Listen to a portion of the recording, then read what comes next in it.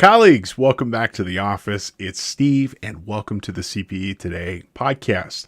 We're going to get started with our podcast presentation here just in a moment. But before we do, I'd like to share some insight on how you can receive credit for watching today's presentation. There are two options. You can either watch live as it's being recorded through Zoom, more on that here in a moment, or you could be watching or listening on demand wherever you happen to receive content. We distribute our show through YouTube, SoundCloud, Facebook, our website, and many other places. Now, if you happen to be watching on demand on your own schedule, after watching or listening to today's class, head on over to cpetoday.com and locate today's course page. You can find our course code by looking at the footer of the presentation to see the link presented there, and it will also be mentioned throughout the presentation on multiple occasions. After purchasing today's class, you'll complete a short 5-question quiz on what was discussed in today's presentation. And upon passing that, your certificate for your CPE credits will be automatically generated and available for download. In addition to your purchase, you can also download copies of today's presentation, learning materials. You can ask the presenter questions and more. Now, if you happen to be watching live as it's being recorded through Zoom, your attendance will be confirmed through attendance prompts, which will occur every 12 to 20 minutes and approximately 4 per hour. They'll pop up automatically, and when a prompt comes up, please choose a response to confirm your attendance. It doesn't actually matter what you choose as long as you choose something, as your response will confirm your engagement with our presentation. Attendance prompts might not be announced, so please keep an eye out for them. Now, as long as you've completed at least 75% of the attendance prompts, you will receive full credit for our presentation. Your completion certificate will be delivered to you by email within 2 business days of the event. You can always visit cpetoday.com if you have any questions or issues with your certificate. After our presentation today, we'd love to know what you think. There will be a course evaluation that will automatically pop up.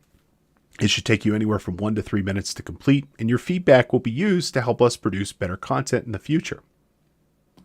Now, if you have any questions or comments throughout the presentation, we'd love to know what they are.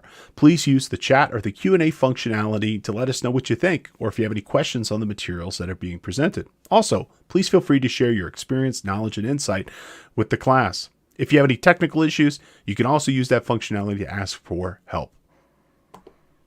You can always find great content at cpetoday.com. We have a variety of self-study and live courses from all topics: accounting, audit, personal development, Excel, QuickBooks, and more, you name it. Check out cpetoday.com. And the CPE Today podcast is made available Tuesdays and Fridays at 11 a.m. Pacific. And you can always find great content being discussed in that podcast every single week. If you happen to be a new user, listener, viewer of the CPE Today podcast, thank you so much for coming. Welcome. We're ecstatic and happy to have you. How about you get a free credit on us? Use coupon code ONEFREEPODCAST at checkout to get a free credit for today's class. We're going to go ahead and get started with our presentation here in the podcast today. Thank you so much for being here and enjoy our presentation. And we're going to go ahead and start this next hour with a look at ransomware.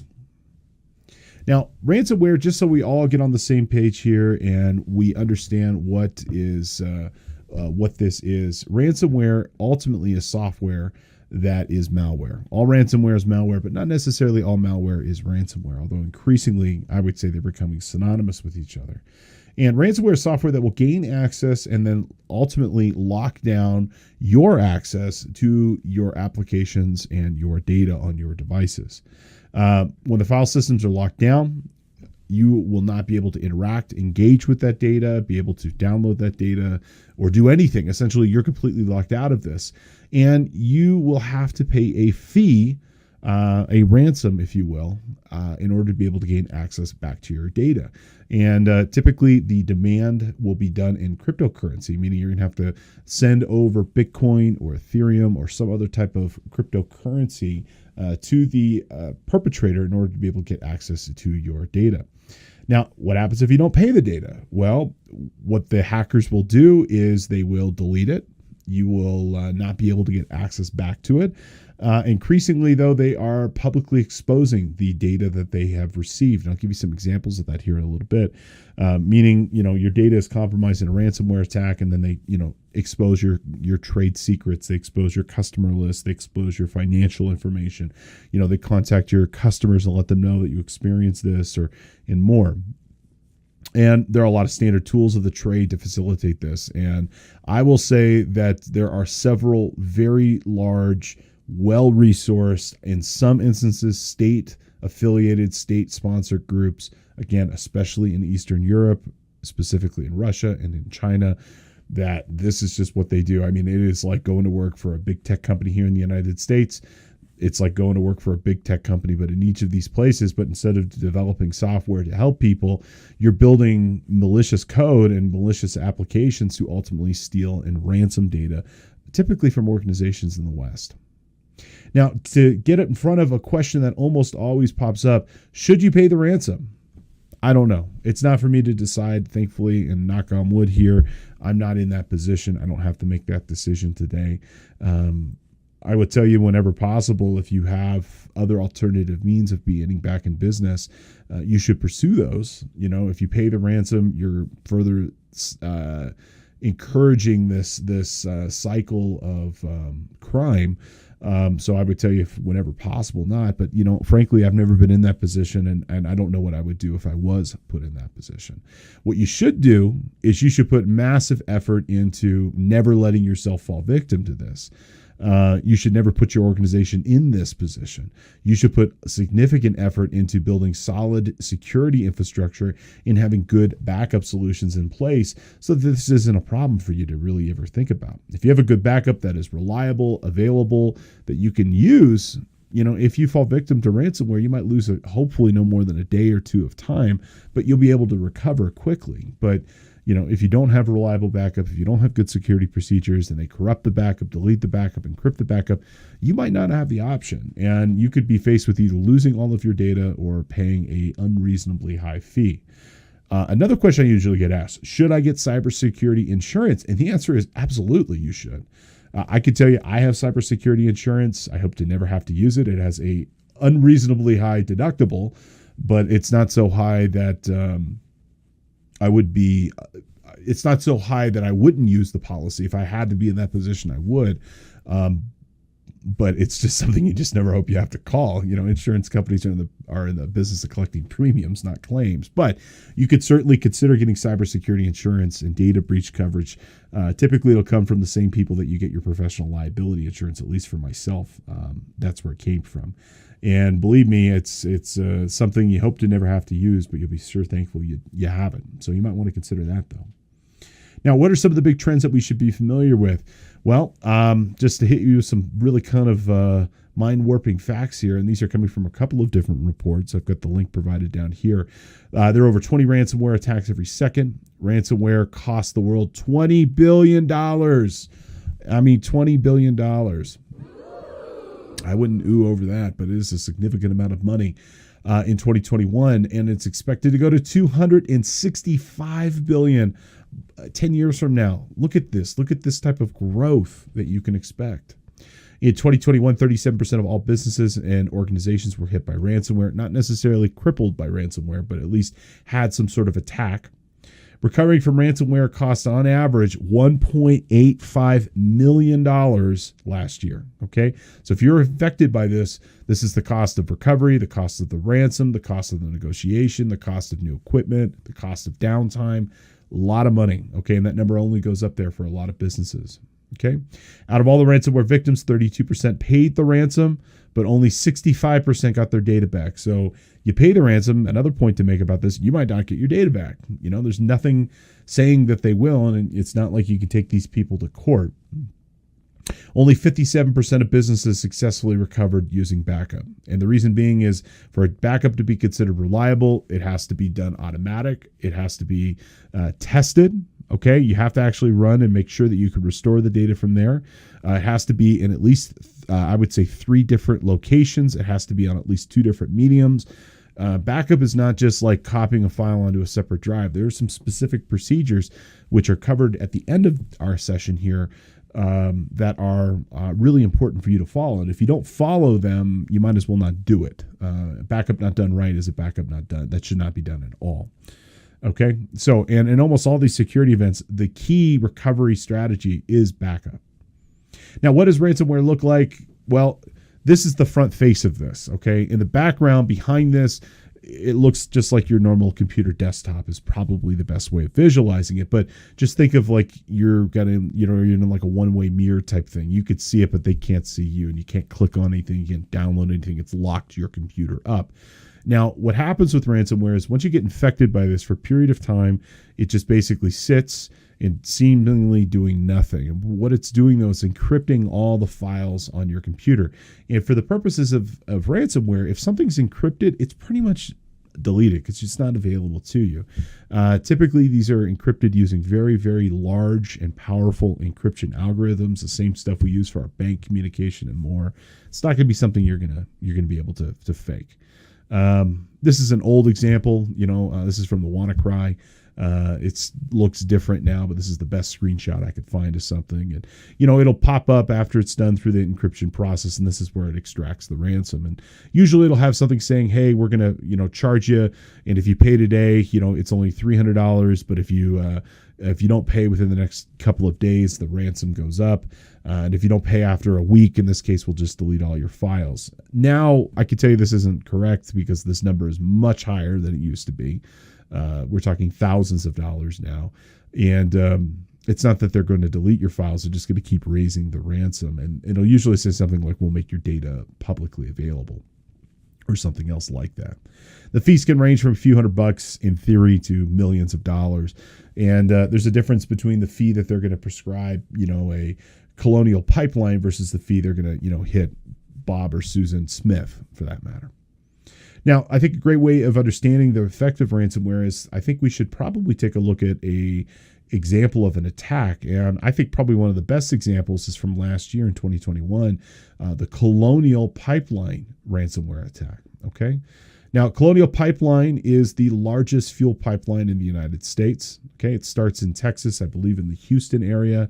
It's over 5,500 kilometers long. It carries 3 million barrels of fuel every day between Texas and New York. So this thing is gigantic. And it doesn't just go straight from Texas to New York. It makes stops in every major metropolitan area along the Atlantic seaboard. And this is the primary way that a lot of folks on the East Coast, this is where their fuel comes from. It comes from, it gets refined in Texas, and then ultimately it gets pumped up to the different distribution points across the eastern seaboard. So it's a huge infrastructure piece. Okay, millions of people rely upon this. Millions of businesses rely upon this. It might not be a nuclear launch facility, but we're talking about gasoline. It's gasoline. It's dangerous, inherently dangerous. And so it's absolutely critical for a company like Colonial Pipeline, not only to maintain operations for the sake of our economy, but there's a fair amount of health, life, and safety involved in this too. If your computer systems get infected with ransomware and you lose the ability to shut down the pipeline or to contain a fire or something else like that, we're talking major risks to public health at this point. Okay, so saying that, let's explore this a little bit further. So hackers gained entrance into the company's networks sometime in late April of 2021. Okay, now here's what's interesting. They gained access through a former employee's account. Okay, former employee's account. That account was not removed, nor did it have two-factor authentication. It is believed that the password might have been leaked through another data breach and then ultimately sold on the dark web. Let's just explore this for a second, because this just seems crazy to me that this is still a risk in 2021, but I'm telling you, it still happens all the time. There are so many examples of data breaches that have occurred that could have been prevented through 3 different methods. First method, if you don't work for the company, you don't get an account. If somebody leaves the company, an employee gets terminated, before they leave the building, you kill their account. You at least disable it so that account cannot be used any longer. If they leave on good terms, great. Doesn't matter. You still kill the account. If you leave on bad terms, you make sure that account, because the second they leave, they can log on from a computer anywhere in the world for that matter. And if they still have access, they can cause issues for your company. Yes, this is a crime. It still happens, right? So terminate access first and foremost. It's crazy to me. And I mean, big businesses. This happens. This isn't just a small business or a medium business. This is every business. They just don't do good procedures with respect to curating who has access to their infrastructure. We'll talk about that a little bit later on. So step one, somebody leaves the company, you kill their account. Step two, you don't mix personal passwords and business passwords. You use a separate password for every single website you go to, every single service you use to. It's crazy to me. I was helping a friend of the family over the weekend, and they needed to set up an account.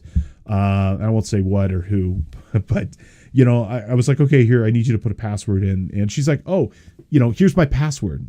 And it's crazy to me that they have like a password that they use. Like, oh, this is of course my password. This is always what I use. No, you don't do that. Okay.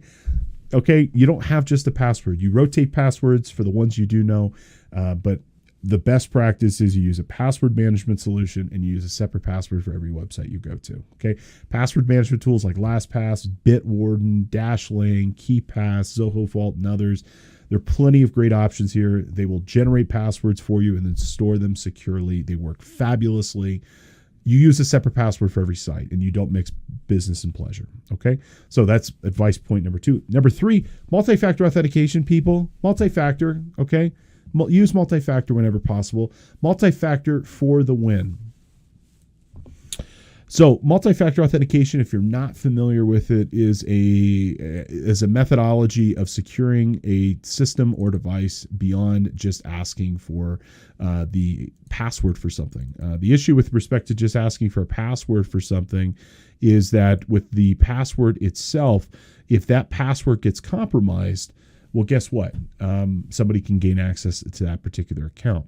But if you use multi-factor on top of that, meaning you use a separate method of proving who you are, preferably, again, either a code sent to a phone or a text message, which is less secure but still better than nothing, well, guess what? If that password is compromised, then we don't have to worry about somebody being able to get in, because you physically have to have that device in your hand. So between these 3 methods, disabling employees who've left the company, using separate passwords for every website you go to, and multi-factor authentication, guess what? You can avoid most data breaches. The 4th one I throw in there, keep your devices up to date, But in this particular instance, this is what happened. It was an employee who left the company. They didn't retire that employee's account. They didn't enforce 2-factor authentication. Guess what? They got breached. And so once the hackers were actually inside of the Colonial network, they were able to spread laterally and then ultimately infect the rest of the Colonial company with respect to ransomware. And that still happens quite often for many different styles of organization. As they land and they expand, they don't just infect one thing. Guess what? They're going to infect a lot of things. Now, as a result of this, once they figured out essentially that the ransomware attack had occurred, what they ultimately ended up doing was that they had to shut down the pipeline. And the reason they had to shut down the pipeline, which was the first time they did so in 50 years, okay, it's because they could not determine the extent of what the hackers had done. They had not determined what systems had been compromised, what the hackers actually had control over, and what they did not. And I applaud them for this. This is not an easy decision to make. This is a decision nobody has hopes to ever be in this circumstance, but they had to, because again, I mean, what if these hackers had compromised the fuel pump systems and the safety systems and overpressurized a tank, overfilled a tank? I mean, you could burn down facilities and cause human life to be at effort. Okay. This is a big deal. Okay, and it's one of the first examples here in the United States, anyways, of where we've seen a ransomware attack cause real-world physical damage to places. It was so impactful that President Biden actually declared a state of emergency on the Eastern Seaboard. Because of this, and because the pipeline was getting shut down, guess what? That means fuel's not getting out to the service pumps. That means distribution trucks aren't rolling on the road bringing fresh vegetables and bread and eggs and milk to people. and all the things that you would expect to happen here. Panics, okay, panic buying, on top of having to deal with a worldwide pandemic. You got this now. Grocery stores were getting cleared out of toilet paper and water because we didn't know, especially as the shutdown ended its 4th day. So what did Colonial do here? Colonial paid the hackers. It was a affiliate of a Russian-linked cybercrime group known as DarkSide. They paid a $4.4 million ransom shortly after the attack. Now, in addition to the ransomware attack, the hackers also stole 100 gigabytes of data from Colonial and actually threatened to leak that information if that ransom was paid. So even though they paid that ransom here, okay, it really didn't do much for them. So what ended up happening was they paid the ransom. DarkSide sent them a utility that would decrypt the data. Encryption is not a quick thing, and decryption is not a quick thing. I mean, it could take a long time, and that's exactly what ended up happening. This decryption process, even though they paid the ransom, wasn't just like, you slip a key into a master lock and off pops the lock. I mean, this takes time to go through the mathematical operations of decrypting it. And it ended up just taking way too long to bring their systems up and running. And so Colonial, even though they paid the ransom, ended up just restoring their data from backups. Okay, and that's how they ultimately got up and running here. Okay, so DarkSide ended up releasing a statement on May 9th. I think this is so cute in some respects. It's just like, oh, shucks, we didn't know what we were doing.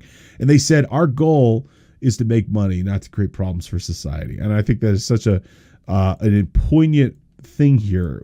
I mean, it's strictly business, folks. We don't really care. Doesn't matter what pipeline this was. We're not here to destroy society. I mean, this is just our business. It seems like something almost out of The Godfather.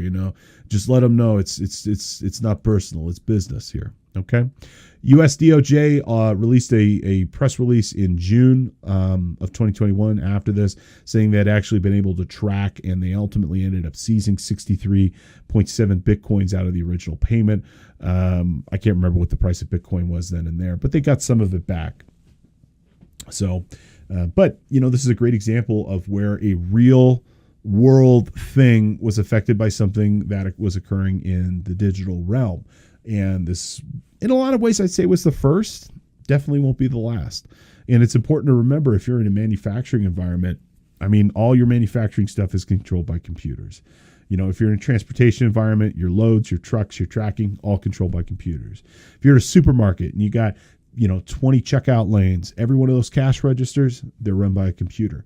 You can cause real world problems by interrupting the ability for those computers to be able to normally operate.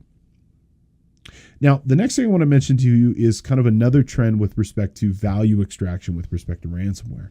Now, in the beginning, it was pretty simple. I'm encrypting your data. You pay me a ransom, you get your data back. Okay, that's like a level 1 type ransom. But now we have a level 2, and now, horrifically, we have a level 3 level of ransom. Okay, and what you need to know is that if you fall victim to a ransomware attack, be aware that the pain and suffering doesn't necessarily end with you and your organization. Okay, it can go far beyond that. Okay, so it used to be pay the ransom, it ends there. Okay, now what's really common is you pay the ransom, but we're also going to steal your data, and we're also going to sell it on the dark web. Okay, or we're going to sell it to a competitor, or we're going to sell it to a nation state. And they might do that. They might not. They might, for example, tell you and leverage that they have a copy of your data to increase the odds of securing payment. They may or may not do that. Now, though, we got this horrific level 3. And so level 3 goes beyond just we have your data, pay it back, or we're going to publicly expose it. Now what they do is that they will not only encrypt the network, they will not only demand a ransom, but they will actually data mine the stolen information, looking through it, finding out who might have the most to lose, and then following up with them and demanding a ransom from them.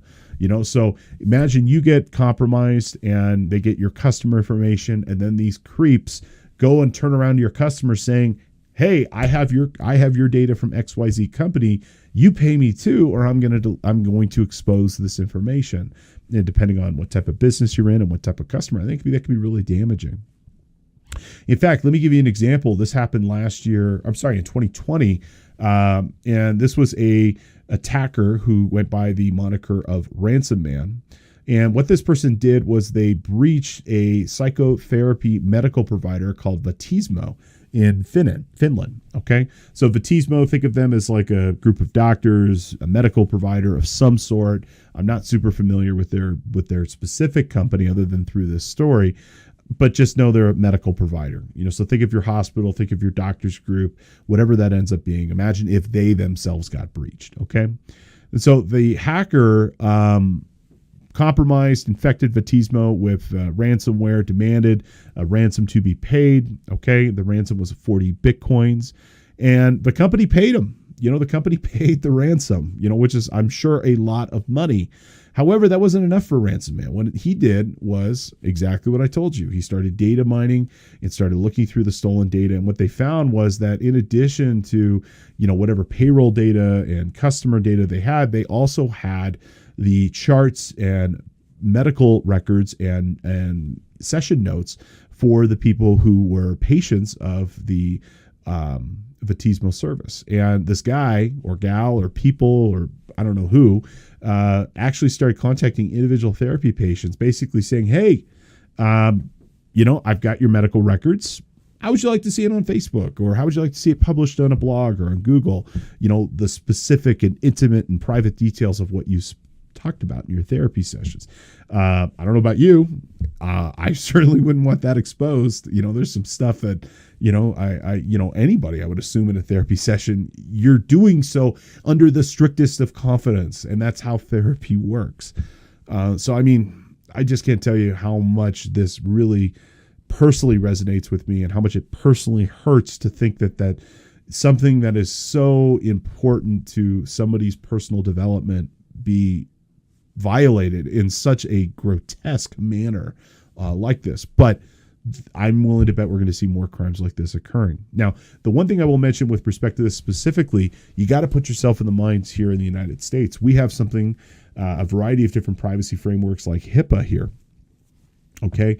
That, if you fall victim to a ransomware attack like this, it could be a HIPAA violation. And HIPAA violations run from the thousands to the hundreds of thousands of dollars, depending on what is compromised. And even if you fall victim to ransomware and it might not be your fault, you could, even coming out of all of this, still be subject to fines and fees as it relates to HIPAA violations or GLB violations or Patriot Act violations or the California Consumer Protection Act, GDPR. There's all these different privacy frameworks that exist that if you fall victim to ransomware, you could be facing depending on how that data is exposed. All right, let's go ahead and have a review question here. What level of extortion could occur with a ransomware attack? Could it be 1 level? You hope. Could it be 2 levels? Not good. Could it be 3 levels? Unfortunately, we're starting to see more of that. The correct answer here would be all of the above. Let's hope that's not the case. Now, if we look at the volume of ransomware, it continues to grow year over year with no end in sight. Again, this is data coming from that SonicWall report. Such a great report. If we look here, 2019, 2020, significant growth, but between 2020 and 2021, more than doubling the frequency of ransomware. And if we look at this by country, well, folks, I hate to tell you, I know most of my attendees are going to be in North America, in the United States and Canada. I hate to tell you, but really here in the U.S. anyways, we are by far the largest country and the largest target with respect to ransomware. It grew 104%, here in North America, which is in other regions, it grew in much, much, much faster. Asia ransomware grew by 122%, and in Europe it grew about 175% year over year. But still, by volume, the U.S. still dwarfs virtually every other country combined. And what types of ransomware are we seeing here? Well, it's not just one thing. Okay, ransomware is not just like a file like Word. It's a category. Instead of Word, we have word processing. So you got several different categories of word processor: Google Docs, Microsoft Word, WordPerfect, LibreOffice, and others. Well, same thing here. Ruck, which is primarily used by Russian hackers, is by far the most dominant. We also have SamSam, Cerber, GrandCap, CryptoCrab, and others. SonicWall recorded over 1,000 different ransomware signatures just in 2021, coming from over 300 different ransomware families. Now, data breaches continue to increase as a result of ransomware. 82% increase of the number of data breaches compared to 2020 in 2021. And while this growth seems incredible, guess what, folks? 2022 is already on track to beat it. Yay, us. Okay. Coming from a different report here, this is coming from the CrowdStrike report, ransomware by industry. While all organizations at risk, if we look at the highest risk organizations here, they are going to be in industrial and engineering. We're going to see some significant risk in manufacturing, your technical as technology companies as well. Kind of, I would say, in the leader, but still in the middle of the pack, professional service, financial service firms, healthcare firms, all at risk as well. Your lowest are going to be your academia and logistics companies. Certainly still at risk here, but nowhere near as risk as what we see in industrial organizations and manufacturing organizations. Now, spotlight on these specific types of ransomwares. As I mentioned, there's a couple categories that we should be familiar with. Ruck, it's the biggest. It's primarily spread through phishing and spear phishing campaigns. It will enter the network via a compromised credential. It could come in through other types of malware as well. And it's also a type, it can also be used as what we call ransomware as a service. And this is typically where you will hire a threat actor, a perpetrator, an adversary that will then specifically target competitors or specific businesses or people that you don't like or want to commit some sort of crime to. You can think of ransomware as a service, kind of like the SaaS model, where it's just you pay a fee and the software just works. Well, in this case, it's like hiring a technology hitman is probably the best way of describing it. You pay a fee and the work is just done. Mostly Russian, though. This is really where we're going to see the Russian criminal cartels shine. Another type of ransomware that we see quite often is that SamSam. It's a distant second to Ruck, but it did have pretty good growth in 2021. It continues to grow up pretty significantly, and I think we'll probably continue to see more of this growth here in the next couple of years. And unlike Ruck, though, it is it's not sold underground and it's not for hire, but rather it's one group that's really kind of behind this, and this is like their shtick. This is like the one thing that they do. Not a lot is known about them, actually, by the group who actually puts this together. But I will say that a lot of attention to detail, a lot of success that they've had, and it will continue to grow in the coming years. Now, let me give you an example. This is a hypothetical example, walking you through, hopefully to kind of make it real with respect to like how a ransomware attack might look and feel inside your business.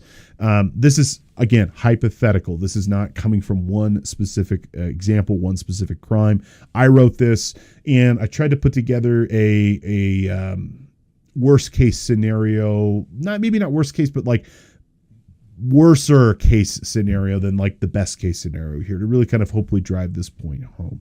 And this is a composite of several different news stories and things I've read and also stuff I've seen in my life as well, to really, I think, hopefully give you a good sense of what this could look like for your organization. Okay. So we're going to use the Wizard Spider ransomware group as an example here, and we're going to use Ruck as the ransomware type. I just have to say, these ransomware groups, they got the coolest names. Wizard Spider. I mean, how cool is that? I mean, it's horrible what they do, but I got to give them credit for style. I mean, it's a lot more interesting than like Ransomware Inc. or something. The Wizard Spider group. I mean, both of those things. I mean, a wizard is pretty scary on their own, but a spider wizard, holy smokes, I don't want to be anywhere near that. All right. So let's just say for your company, for example, you're like a lot of businesses, you do things as good as you possibly can. Let's say you're maybe a smaller firm, smaller mid-sized firm. Maybe you've got one or two IT people that maybe work. You got a leader in the IT team, it might be part-time. We're going to kind of just go, I think, for the lower end of the tier. Okay. So let's just say, for example, you have remote access set up inside of your computer. You got a remote desktop computer. We'll talk more about RDP or sometimes RDC, remote desktop connection, a little bit later on. But let's just say you're running something that's maybe not the latest and greatest. Maybe it's poorly secured, an outdated version. Maybe you're running Windows like 2012 as an example, Windows Server 2012. It's more than a couple of years old at this point. And so let's just say Wizard Spider compromises that box and accesses it through RDP, RDC, okay? And then ultimately they're able to get into what's called the domain controller. It's kind of like the controller of your network, okay? Now, they could get in through that remote desktop. Other examples, maybe they get in through privileged access by an employee clicking a malicious link and logging into a fake intranet website that they think is their company's website, but is not. We sometimes call that credential fatigue. But they steal the credentials through a phishing attack. Alternatively, maybe your company is running an outdated application that's using that Log4j I was telling you about, and they hijack that application and compromise it that way and steal credentials in that way. But either way, these are just giving you examples of how it could occur. Now, that RDP server is accessible from the web without a VPN. It's using an out-of-date firewall appliance. Maybe the IT guy is asleep at the wheel.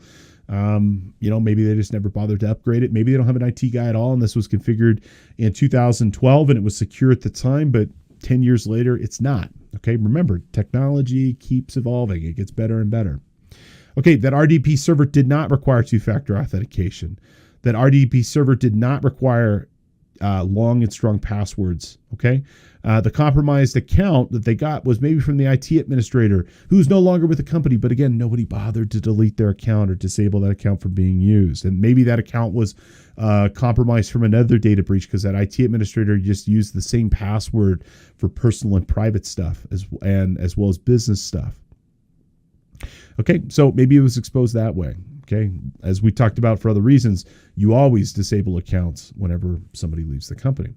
Now, once that domain controller was infected, Wizard Spider then installed various fail safes and other malicious code into that operating system of that domain controller to prevent detection so it would continue to operate. Okay. Maybe it installed something called a shell starter to reinfect the computer if it was ever discovered and removed by an anti-malware solution. Okay. And then Wizard Spider goes to work and it starts laterally moving. Remember, it only takes about an hour and a half for them to figure out all the other devices, do a map, and start spreading to other devices.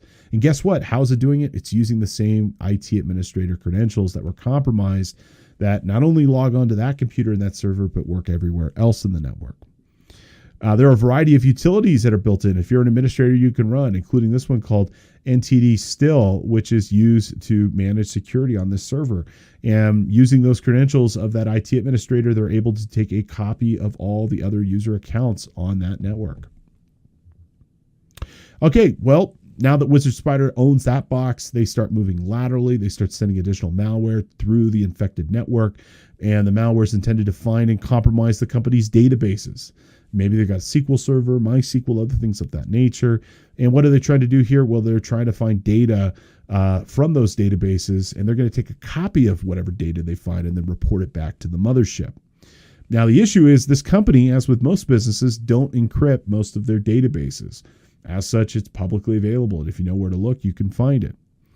Okay, and then they take a copy of that. Wizard Spider then looks for any backup devices.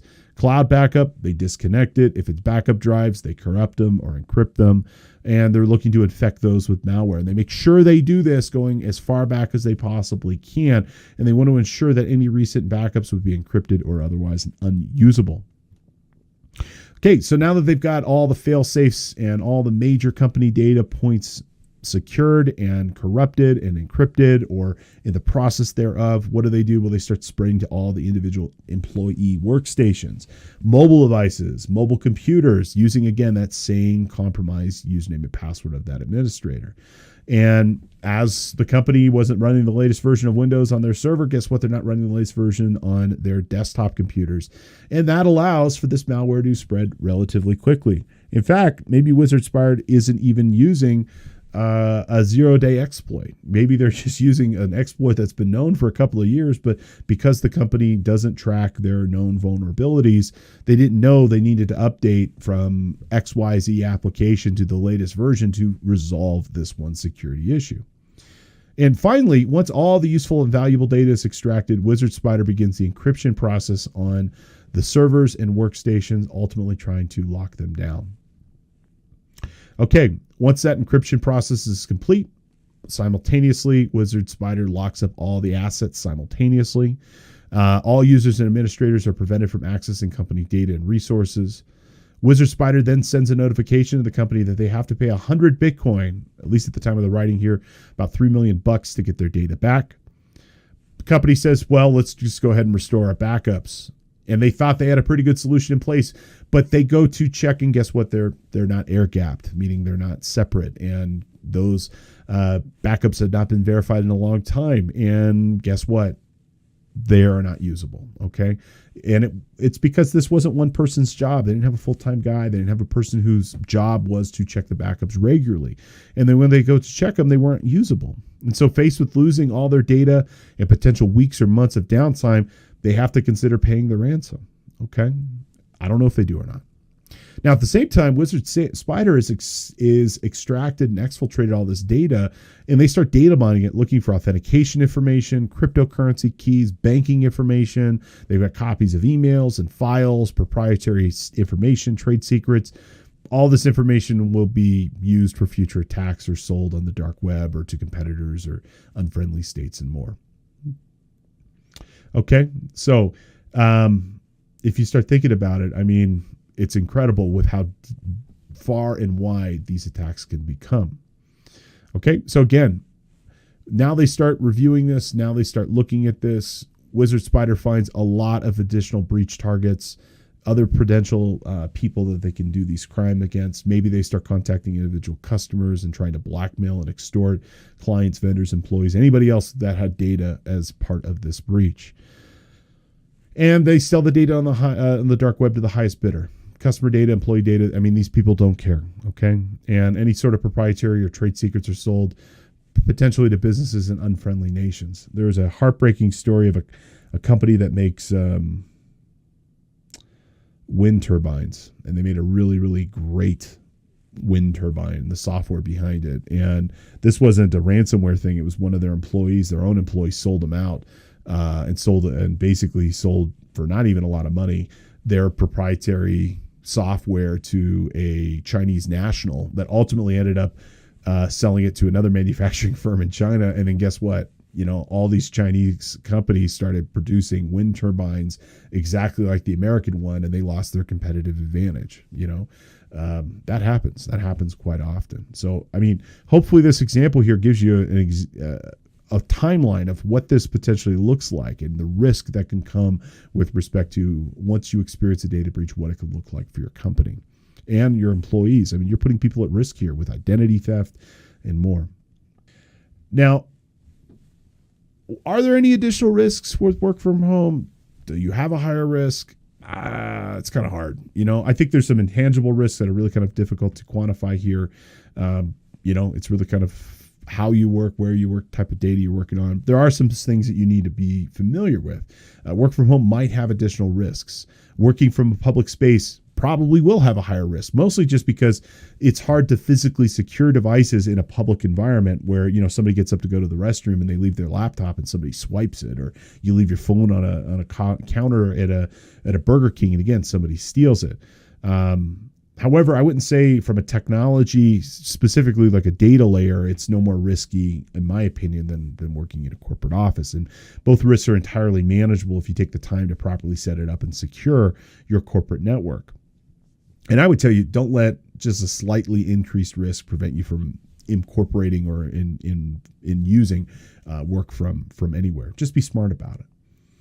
And the risks as it relates to work from home, pretty much the same as the office. I mean, these are all the things that we've talked about in one aspect or the other. Maintaining compliance, phishing emails, those are going to be an issue no matter where you are. Users using poor password design and weak passwords. Some other device, this is a specific one for work from home, unsecured home devices. Little Billy, has his own personal computer and downloads stuff from the internet and infects his personal computer, and dad is working from home on his work computer. Because they're on the same network, one could spread to the other in theory. But again, if you properly secure that work computer, the risk is manageable. Unencrypted file sharing, same thing. If you properly encrypt and store your files, you don't have that risk. Open Wi-Fi networks, you can have an open Wi-Fi network at the home or the office. And this is basically just a network where anybody can drive by and join. Your Wi-Fi network absolutely should have a password on it to only allow authorized users to utilize it. So why could the office be more secure than work from home? Generally, your office will be more secure. And here's some reasons why. Corporate IT governance, you're going to have all the physical stuff, the hardwares, enforced anti-malware. You're going to have IT staff that can help and do things and provide, support. You're not going to usually get that at home. The building, the devices themselves are physically secure. Okay, the internet connection, all of that stuff is going to be secured. You're going to have coworkers there. You can ask questions. You can create a good culture. Hey, Bob, I got this email from the CEO. Should I click this link? And Steve could be like, no, Bob, we went to that great know before training. You don't click the link. We already figured that out. And certainly like things like centralized backup can also be really helpful too. Okay. So why does work from home have some inherent risks? Okay. These risks can be mitigated. And it could be that staff is connected to privileged resources using insecure methods. Again, I'm connected to my company from my home network, but the Wi-Fi has no password, and and the router's 10 years old and got infected with ransomware or malware, and then infect the other devices in the network. Or it could be that family members, again, have infected devices and they bring it in. It's like, imagine you got a kid sick with the cold that he picked up at school and he brings it home and infects the rest of the family. Or you have a birthday party and you got a kid, again, that gets sick and infects everybody else at the party. In this post-COVID world we live in, that's actually a realistic worry now. But same thing here, okay? You can have staff using company resources, not locking their workstation, okay? Windows L on your keyboard locks it so nobody can just walk up and use the computer.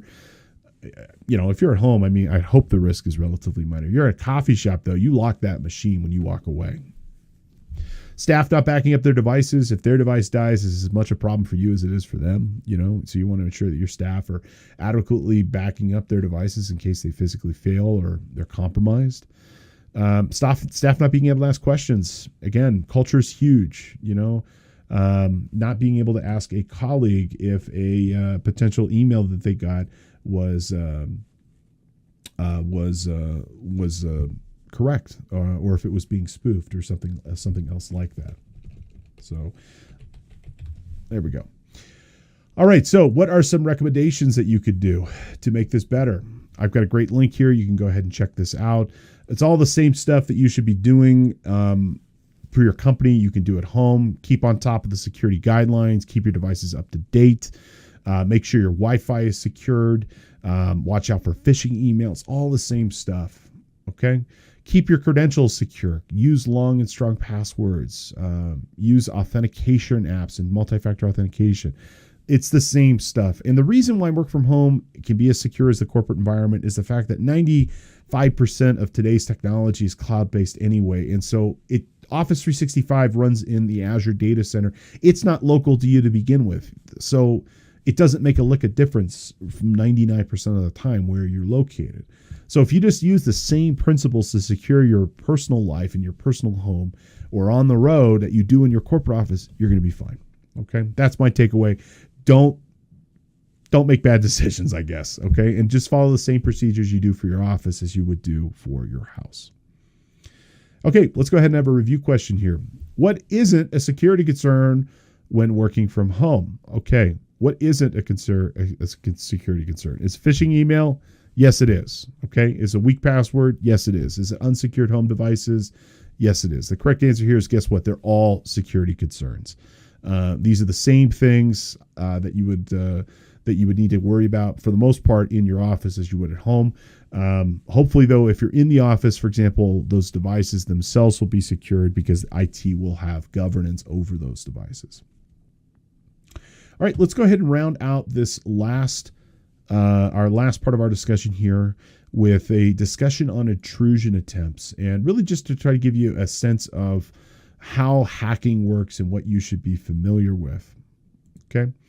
And what is an intrusion attempt? Well, an intrusion attempt is a security event in which an intruder, a hacker, or cyber criminal, or somebody else attempts to gain access to a system or resource by exploiting a vulnerability without authorizations. Okay, so basically somebody trying to compromise, hack, and get in. Most of the time, they're using known vulnerabilities that are going to be CVEs. That's why it's so important to keep an eye on that list.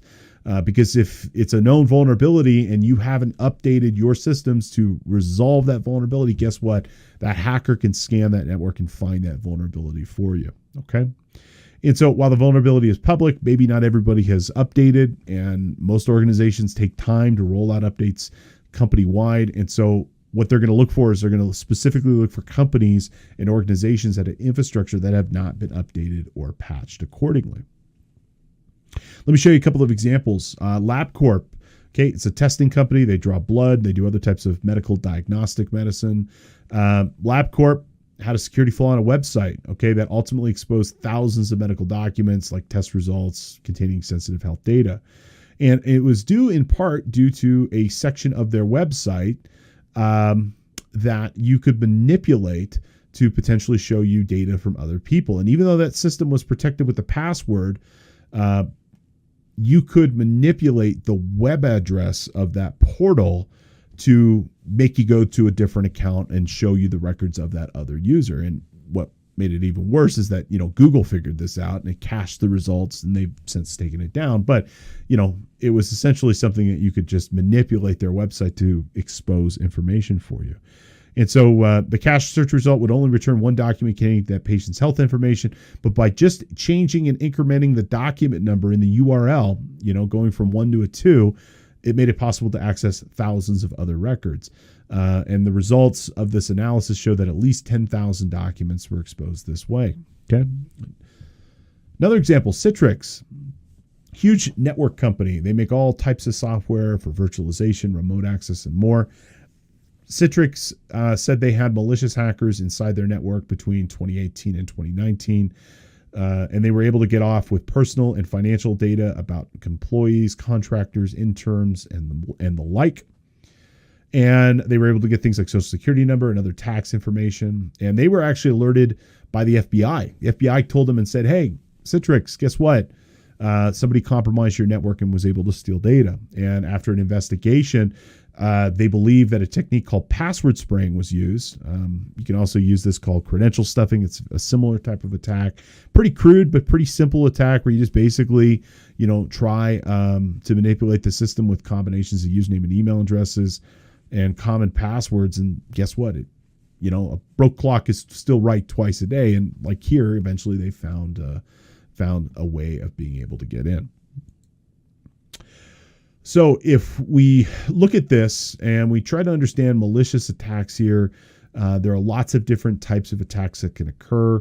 Substantially, the biggest one here is going to be our remote file access. That represents about 40% of the time. People being able to access files that they shouldn't be able to access. Directory transversal, being able to change the URL or the path of a folder to be able to get in to a specific folder you're not allowed access to. Remote code execution, being able to execute code on remote machines through very simple, well, it can be complicated, but it appears to be very simple. SQL injection, SQL structured query language is the language of database, manipulating web forms and the like on how to basically get in and game a database and more. So this kind of gives you an idea of what these major attack types are. And I've listed here some really good insight coming from that SonicWall Cyber Threat Report explaining those specific threats and what they mean and how they operate. Like remote file, again, refers to an unauthorized individual gaining access to a file meant to be only accessed by authorized individuals. That happens all the time. A big culprit are people who share things like on Google, drive on OneDrive and they share it out to a group of people and then they never unshare that document. Okay. If you're going to share a document, if you can, password protect it. And if you can, set an expiration date on it so that when it, at some point in the future is no longer public. But this one thing represents, again, like I think 35 to 40% of all intrusion attack types and more. So I'm going to leave these slides for you to read here with going through some of the major types like remote file access or directory transversal or remote code execution and more. What is the most significant intrusion type? Okay, so out of all the intrusions that were listed there, what are the most significant? Is it remote code execution? Nope. Is it SQL injection? Nope. Is it directory transversal? No, it is not. The correct answer here is going to be remote file access. Thank you so much for attending our presentation and podcast for today. As a reminder, you can check out cpetoday.com for all your continuing education needs. We have courses on every topic you can think of, from accounting to audit to ethics and regulation and more. Everything you need to know to stay relevant, current, and up to date with the profession. Again, check out cpetoday.com. If you're a new watcher or listener to the CPE Today podcast, again, we offer you a free course and a free credit for you to try our services. Pick the podcast of your choosing and use coupon code ONEFREEPODCAST at checkout to make that purchase free. If you enjoyed our presentation, please consider connecting with us on social media and let us know what you think. You can find us just about everywhere at CPE Today, whether you're on YouTube, Facebook, Twitter, Instagram, and more. And please consider subscribing to us wherever you happen to receive your content. You can find us on Apple Podcasts, Spotify, SoundCloud, and others. We'd love for you to leave a review and let us know what you think. It helps new listeners and watchers find our course and content. Thank you so much for your time and attention. Thank you for being in the office, and we look forward to seeing you back here soon. Take care.